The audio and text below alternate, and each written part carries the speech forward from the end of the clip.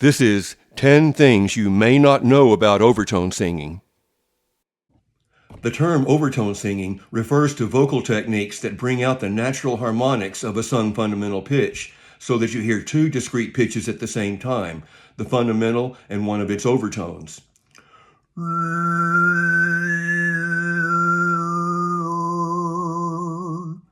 We use the term overtone singing instead of harmonic singing to avoid confusion with the term harmonic, as it refers to chords and keys in music.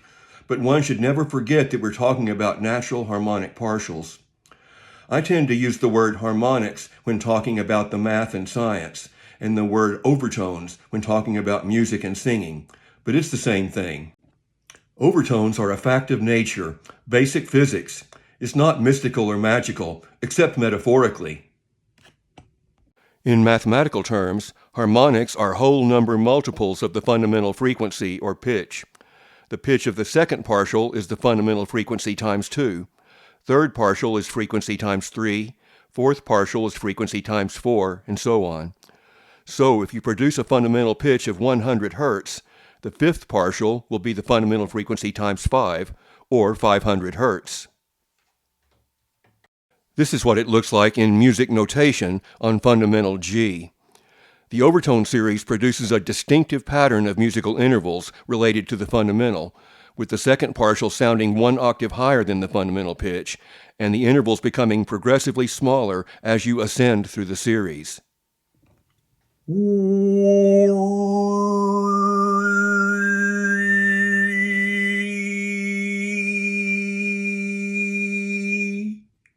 Number 2, overtone singing is not producing overtones.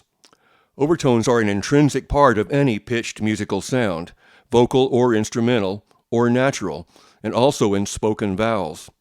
The overtones are not normally heard discretely, but are always there. The relative amplitude or loudness of each overtone determines the timbre or tone color of the note. It's the harmonic spectrum that allows us to recognize different musical instruments and distinguish the voices of people we know.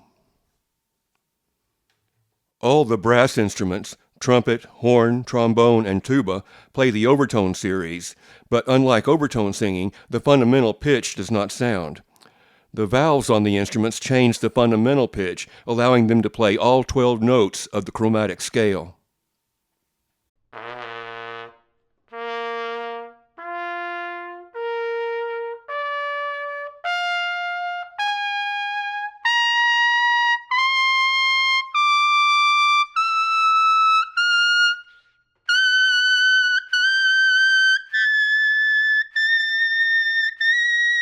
In overtone singing, the vocal tract works much the same as when whistling, adjusting the tongue and lips for higher and lower pitches.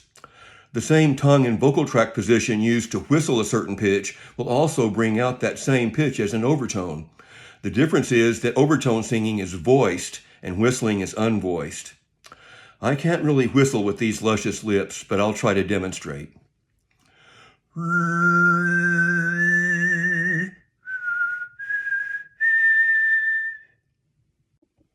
Although women's voices are higher pitched than men's, both women and men bring out overtones in about the same range.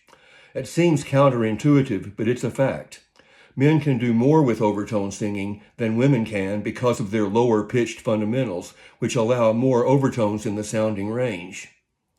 For example, women or men singing middle C as fundamental can bring out overtones up to 8th or 9th partial, with mostly triadic leaps. But men singing an octave lower fundamental can bring out up to 16th or 18th partial, giving them more notes to work with and more stepwise melodic intervals.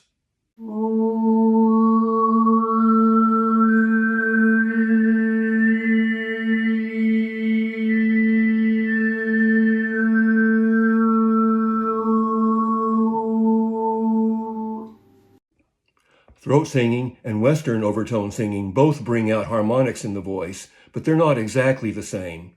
Western overtone singing is not essentially different from normal singing in the manner of vocal production, but that's not necessarily the case with Tuvan, Mongolian, and other types of throat singing. They use a variety of techniques, often imitating sounds in the natural environment. The technique in this example is called Sigit.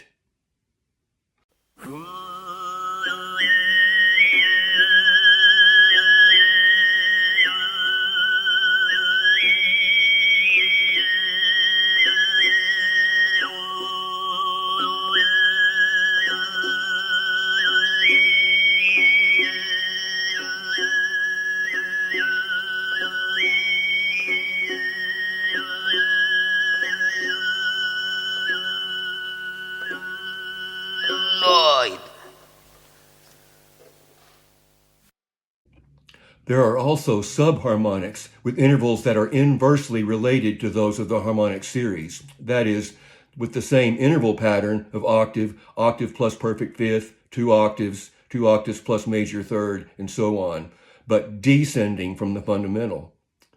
Usually only the octave or second subharmonic is used, as in Tuvan Kardgira, but others are possible. I've seen videos on YouTube where singers were able to bring out the fifth subharmonic.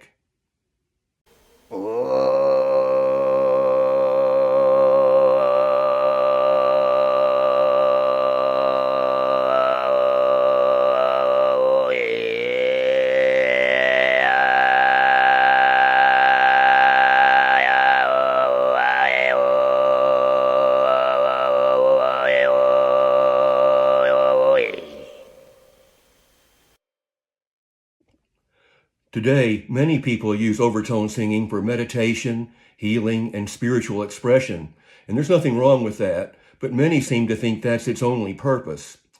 Overtone singing certainly has an ethereal, otherworldly quality, and it's easy to see how it could become associated with the metaphysical.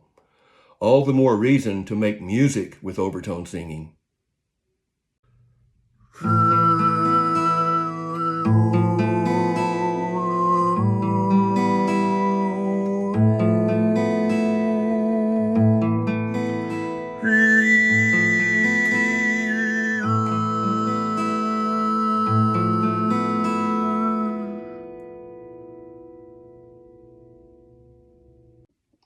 Most types of traditional overtone singing involve bringing out a melody of overtones above a steady drone fundamental note. But it's possible to move the fundamental line as well, creating two-part counterpoint. This technique, which I was the first to develop, has come to be called polyphonic overtone singing.